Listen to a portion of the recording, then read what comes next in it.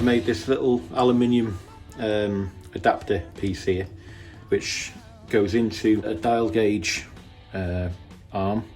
Oops, let me get around that side so I can open it. There we go. So I just made this little aluminium top hat piece.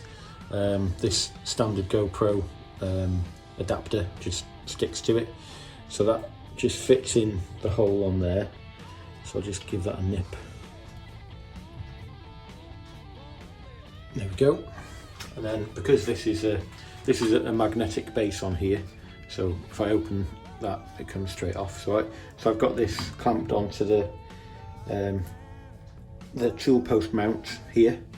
I can still turn the multi-fix. It's a little bit restricted this way, but I want it mounted to the cross slide so that it tracks the tool.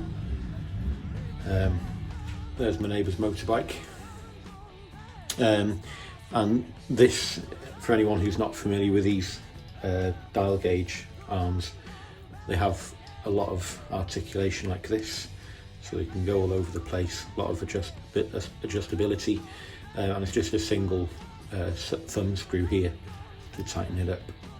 So that's nice and convenient. So there we go. And then the GoPro mount itself, as standard, just has this screw on here, so I can open that and then I can tilt the camera that way if I want to. And of course, if I open this screw, oh, I can't do it from this side.